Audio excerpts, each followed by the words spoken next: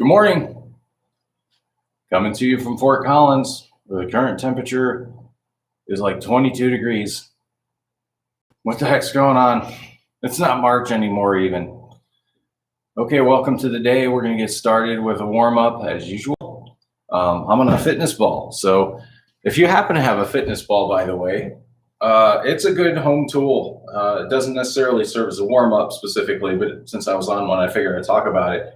You can use it for what's called imbibition, imbibing the spine. It just gives your spinal discs a little workout. Those little discs, they get a little squish action, which is good for them. So it's a good way to feed your cerebral cranial pump. But that also happens with walking, but it's actually a little more so with a ball. So what we're going to do is the usual warm up, starting with the good mornings. So again, we want neutral spine. Slight bend in the knees, getting to that position, neutral spine. So in other words, no rounding here at the bottom, flat spine. We're going to get about 15 of those. And the colder it is outside, the better this warm-up feels. I'm going to give me a better tilt so you see a little more of my face. Not too much. All right. So keep that going. And also we want the toes, like train tracks, pointing straight ahead to get that full stretch in the hamstrings. Back stays flat, core stays tight. Right? Okay, now we're going to go to our famous march and twist. So let's return and reach. So keep that twist going. So you're marching in place and tilting or twisting toward the raised leg side. And turn that head too. We want the whole spine involved here. One thing that's still weird to me that I can't get used to since this whole thing started is working out to no music. My entire life since I was a kid, I've always worked out to music, so it's still strange. Of course, I can't do that because it would mess up the feed, and it's probably some kind of copyright infringement anyway. Okay, so now we're going to go to lunges. Give you the front view first. So you want a deep step, back foot points always 12 o'clock, straight ahead. And you can move the arms if you want with it, or you can keep them static, whatever helps you balance. Side view, you want the spine straight. We're just going up and down an imaginary wall. So in other words, you don't want any forward bend like that. You don't want the hips to go back, nor your chest to go forward. You want everything aligned vertically. And you'll do 7 or 8 of those.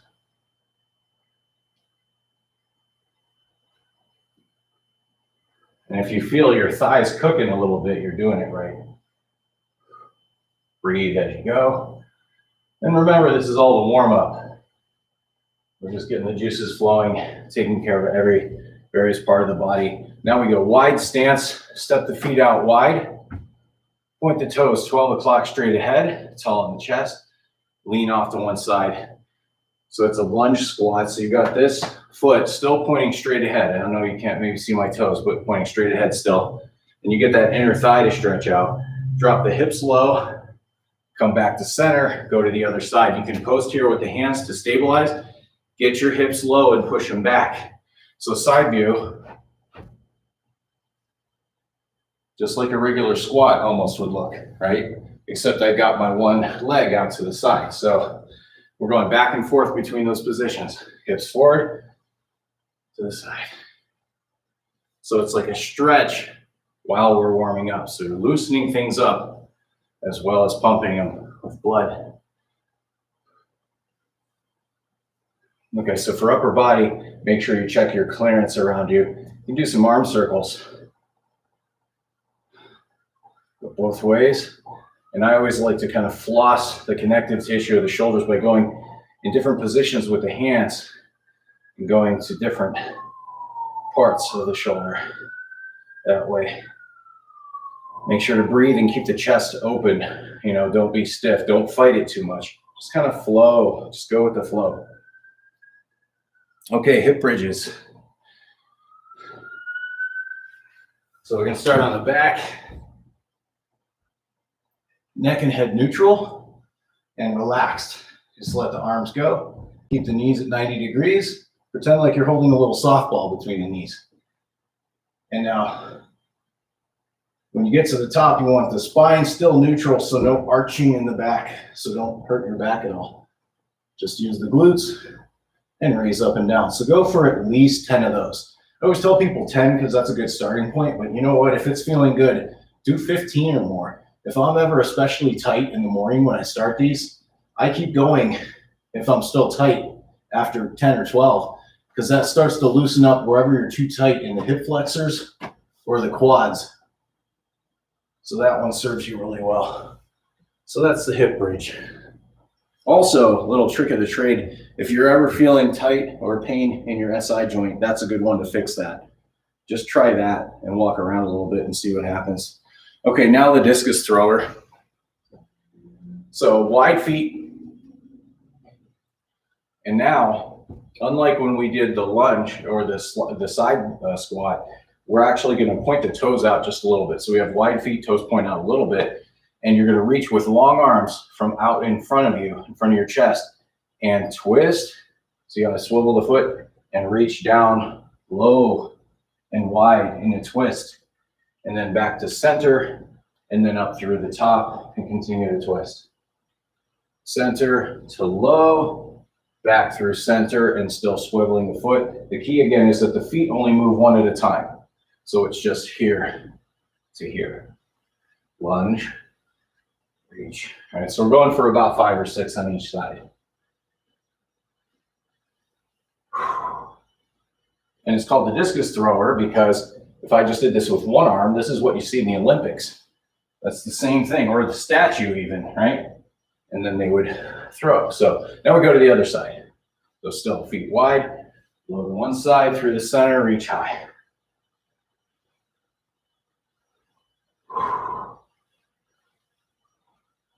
If you're doing this right, it should feel really good in the back. Don't just stop at a neutral spot. Make sure to add a twist to the back here. Don't stop neutral. Twist that spine. Same thing at the top. Don't stop right here. Twist and reach back. It's a spinal stretch too, right? So you get all the various parts moving. So take yourself a deep breath. I think we're all caught up with the big stuff. Now we can go into some full-on workout. So now you're fully warmed up. We're going to go into a push-up. We're just going to do high reps today. I've been doing some more creative stuff with you for fun, but it's always good to get down to the nitty-gritty and just get some hard high rep push-ups. So when you're ready, one of the keys here, you want to go just outside of shoulder width. So like that wide. Not too extremely wide, but not inside of shoulders. This is going to be where your strongest is, right about here. And you always want the elbows to come down at a slight angle as opposed to straight out or straight down. Those are both mechanically inferior. This is going to be your biggest mechanical advantage. Pretend like you're helping a friend push a truck. That's how you do it naturally, right? Now here, we're all the way down. All right, so take a deep breath. Let's get those high reps in. Get your perfect plank, ready to go.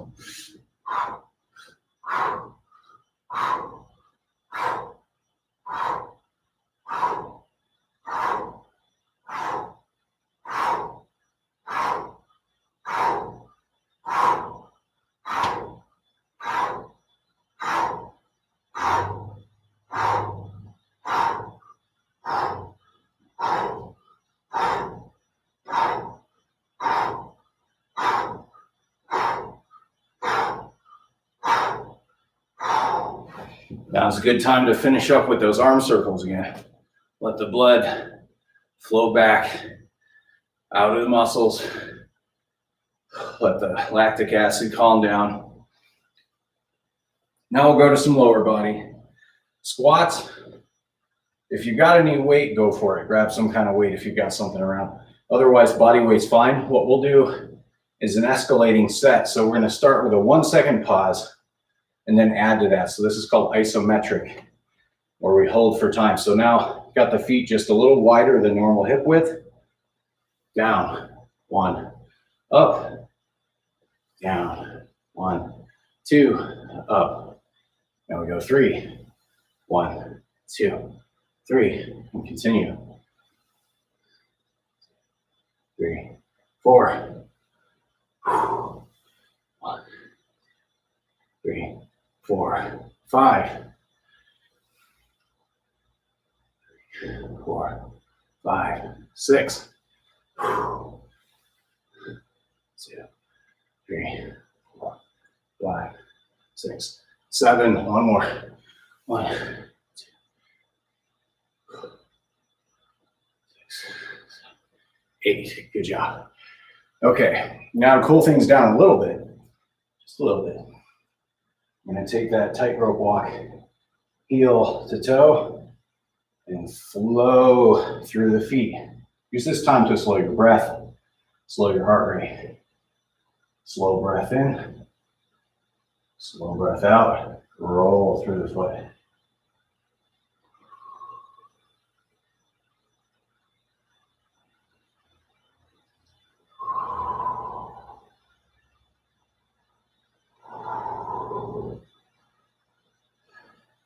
Whatever space you got, just work it. Use what you have. Stay tall. And don't do what I did where you suddenly just kind of fall into the next step. That's because I messed up. So what you'd like is for, it should look like you're walking in slow motion, so there's no sudden transfer of one foot of your weight to the other. It should be fluid and controlled, and you gradually step out of one foot into the other. Continue to slow your breath.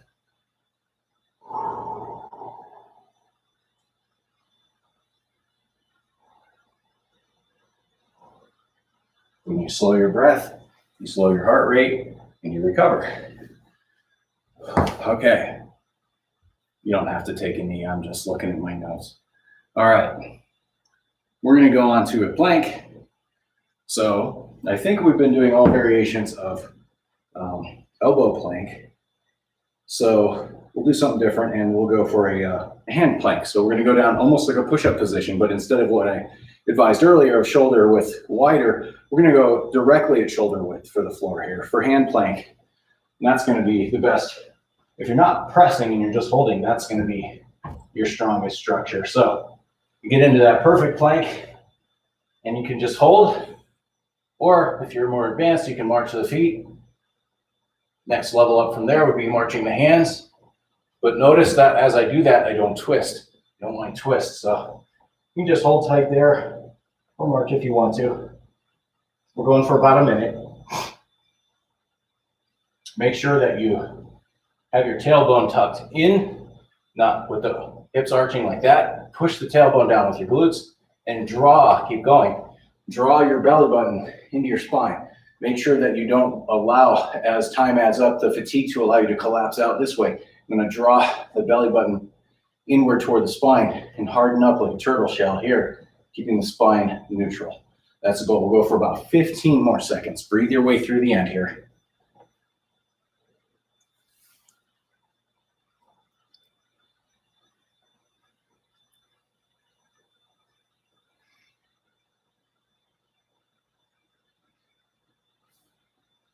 Take a deep breath. Come on up.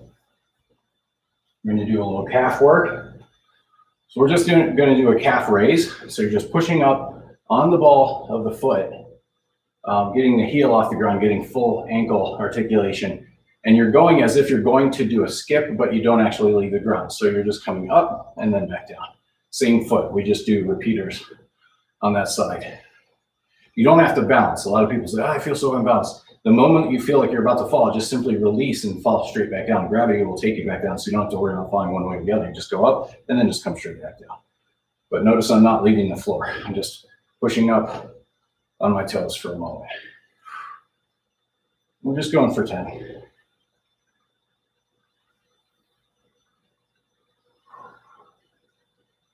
Squeeze that calf. Now the other side. Back up so you can kind of see my foot.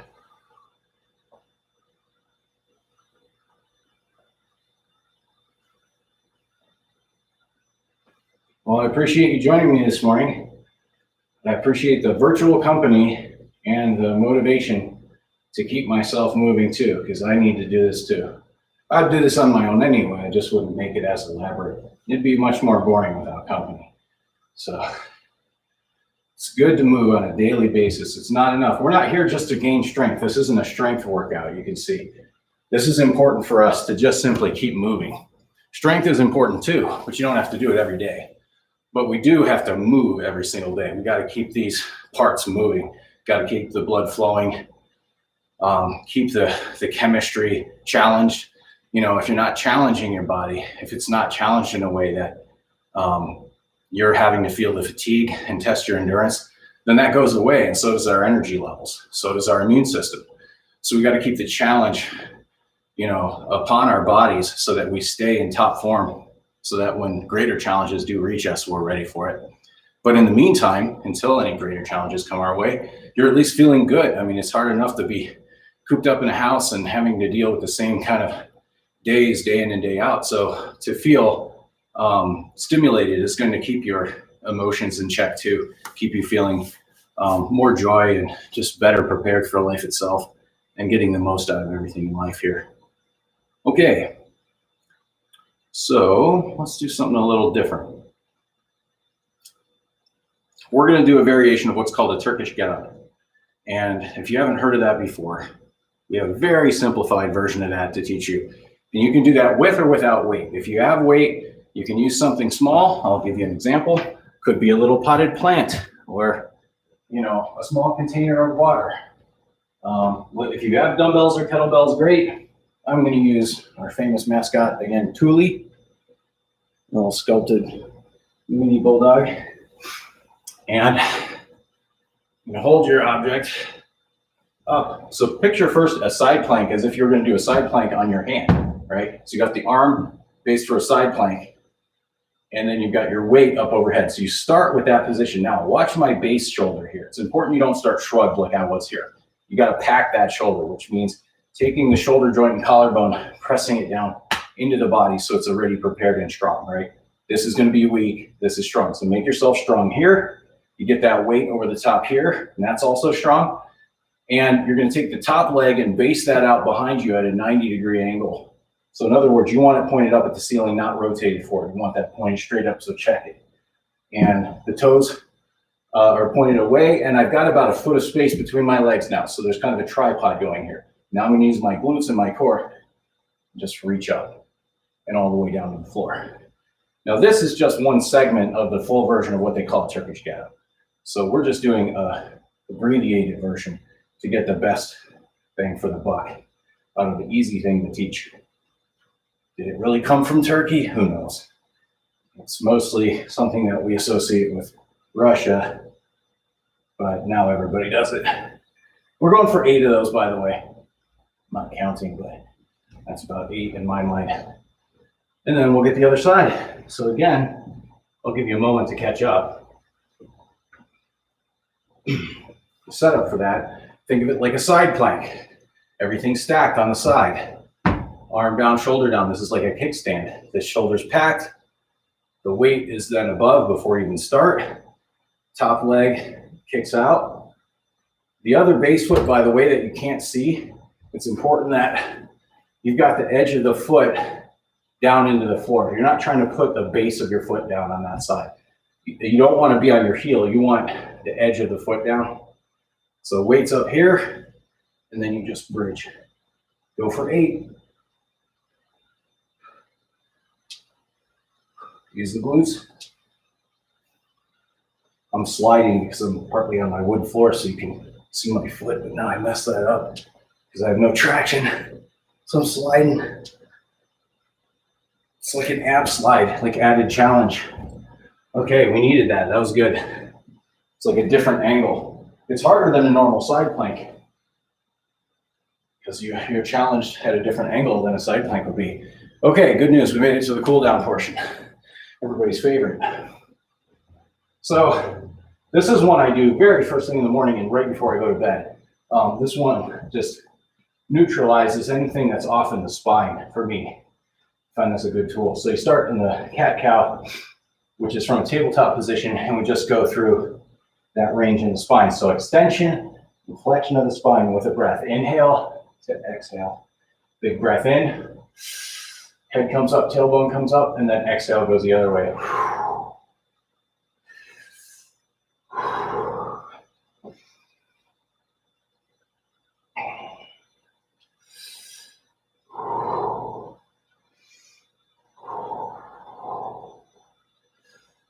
And whatever number feels good to you is fine.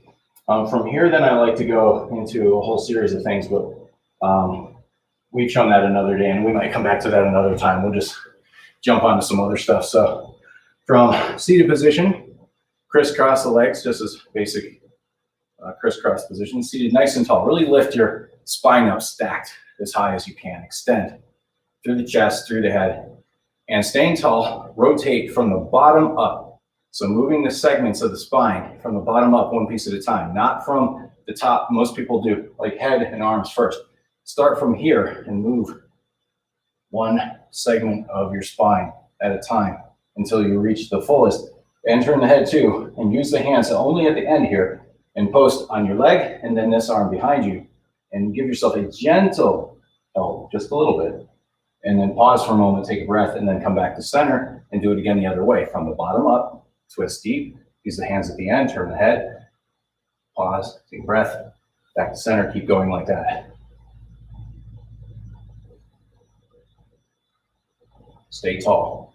The tendency here is to start to like crunch down like this and turn it into this. So make sure that you're lifting your sternum up and out and staying as tall as you can. Don't forget the head. The neck is part of your spine too.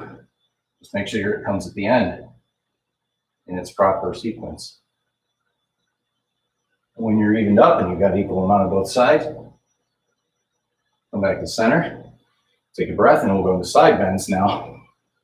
Similar idea, but we're just moving on one plane here, just back and forth. Notice that it's not like I'm taking my body straight over from one joint at the bottom. I'm trying to curl, trying to get my body to bend in the middle. All right, so I'm opening up this side and crunching this side. And that's what this hand helps to do, is actually provide that added tilt. And this hand's reaching over the top of the head, not out in front. A lot of people start to reach forward. Make sure everything's staying very vertical, like I'm in a small hallway here.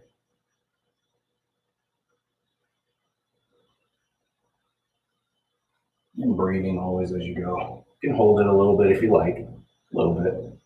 We're trying to floss those various positions. Now, one thing that's important is whenever you do, this is why I've sequenced it this way, whenever you've done a side bend or a twist, so I've done both of those, finish with a forward bend then. So now we're gonna go from that same position and just reach out to the front. So I'll do a side view of this. So I'm gonna go out this way, and you can just hold, or what I like to do is find various angles and kind of reach around, walk across the floor, maybe 6 inches each way, and just forward bend, and you can even do a little tilt like this. Slowly, gently, never trying to rush into or push it, but just seeing what you can find and work through it.